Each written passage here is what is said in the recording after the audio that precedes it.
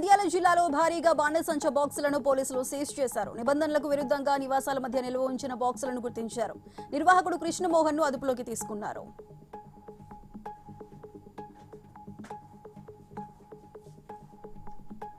ప్రధాని మోదీ కర్నూలు పర్యటనకు ముమ్మరంగా ఏర్పాట్లు జరుగుతున్నాయి. నన్నూరు టోల్ ప్లాజా సమీపంలో ఏర్పాటు చేసే సభ ఏర్పాట్లను మంత్రి టీజీ భరత్ పరిశీలించారు.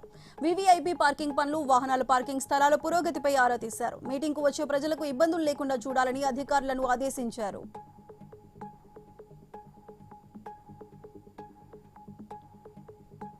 అనంతపురం జిల్లాలో పేకాట శిబిరాలపై పోలీసులు దాడులు నిర్వహించారు. నిందితుల నుంచి 39,200 రూపాయలను స్వాధీనం చేసుకుని 19 మందిని అరెస్ట్ చేశారు. నవోదయ కాలనీ శ్మశాన వాటిక సమీపంలో గంజాయి విక్రయిస్తున్న 8 మందిని పట్టుకున్నారు.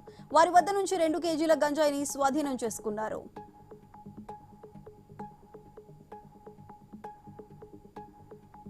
వికారాబాద్ జిల్లా కుదావందపూర్లో రోడ్డు ప్రమాదం జరిగింది. రావులపల్లికి చెందిన కుమారిరాజు అక్కడికక్కడే మృతి చెందగా మరో 3కి గాయాలయ్యాయి. పరిగి షాద్నగర్ ప్రధాన రహదారిపై బొలెరో వాహనం అదుపు తప్పి బోల్తా పడటంతో ఈ ప్రమాదం జరిగింది. క్షతగాత్రులను పరిగి ప్రభుత్వ హాస్పిటల్కి తరలించి చికిత్స అందిస్తున్నారు.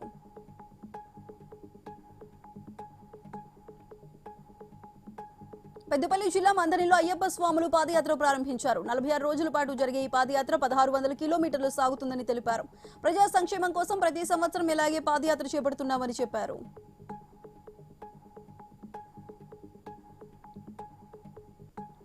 అంబేద్కర్ కోనసీమ జిల్లాలో శ్రీవారి బ్రహ్మోత్సవాలు ఘనంగా జరుగుతున్నాయి. శేషవాహనంపై పరవాసు దేవ అలంకరణలో మాడవీధుల్లో స్వామివారు ఊరేగుతూ భక్తులకు దర్శనమిచ్చారు. బ్రహ్మాండ నాయకునికి ఈ నెల 18 వరకు 13వ వార్షిక బ్రహ్మోత్సవాలు జరుగుతున్నాయి.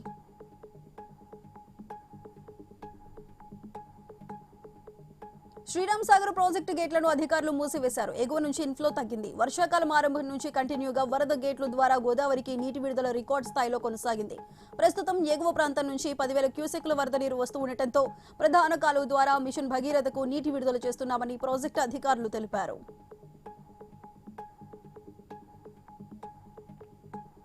పశ్చిమ గోదావరి జిల్లా నరసాపురంలో వైసీపీకి భారీ షాక్ తగిలింది. కోపర్రు గ్రామానికి చెందిన వైసీపీ నాయకుడు పొలిశెట్టి శేషు ఆధ్వర్యంలో సుమారు 200 మంది కార్యకర్తలు వైసీపీ నుంచి జనసేనలో చేరారు. ప్రభుత్వ విప్ నరసాపురం ఎమ్మెల్యే బొమ్మిడి నాయకర్, రాష్ట్ర కాపు కార్పొరేషన్ చైర్మన్ మాజీ మంత్రి కొత్తపల్లి సుబ్బారాయుడు, ఉమ్మడి పశ్చిమ గోదావరి జిల్లా డీసీఎంఎస్ చైర్మన్ చాగంటి మురళీకృష్ణ వారికి పార్టీ కండువా కప్పి పార్టీలోకి ఆహ్వానించారు.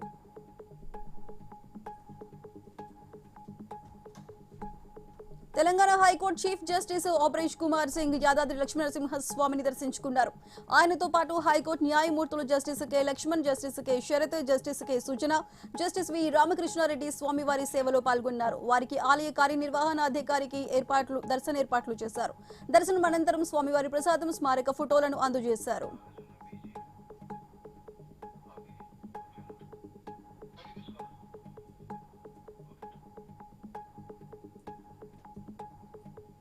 అనకాపల్లి జిల్లా ముత్యాలమ్మపాలెంలో విషాదం చోటు చేసుకుంది. చేపల వేటకు వెళ్లిన మత్స్యకారుడు సముద్రంలో గల్లంతయ్యాడు. తెల్లవారుజామున తెప్ప మీద 6 మత్స్యకారులు వేటకు వెళ్లారు.